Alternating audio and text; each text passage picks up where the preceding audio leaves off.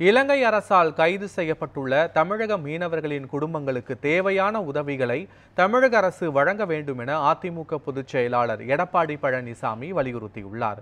இது தொடர்பாக அவர் வெளியிட்டுள்ள பதிவில், தமிழக மீனவர்கள் மீன்பிடிக்க செல்லும் போது இலங்கை கடற்படையினரால் நடுக்கடலில் தாக்கப்படுவதும் கைது செய்யப்படுவதும் தொடர்கதையாக உள்ளது என குறிப்பிட்டுள்ளார்.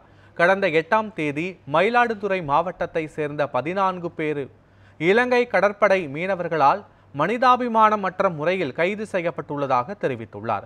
தமிழக மீனவர்கள் ஆழ்கடலில் சுதந்திரமாக மீன்பிடிக்கக்கூடிய சூழலை எப்போது வருமோ என்று ஏங்கிக் கொண்டிருக்கிறார்கள் என தெரிவித்துள்ள அதிமுக பொதுச் செயலாளர், மீனவர்களின் வாழ்வாதாரத்தை பாதுகாக்க மத்திய மாநில அரசுகள் போர்க்கால அடிப்படையில் நடவடிக்கை எடுக்க வேண்டும் என்றும் வலியுறுத்தியுள்ளார்.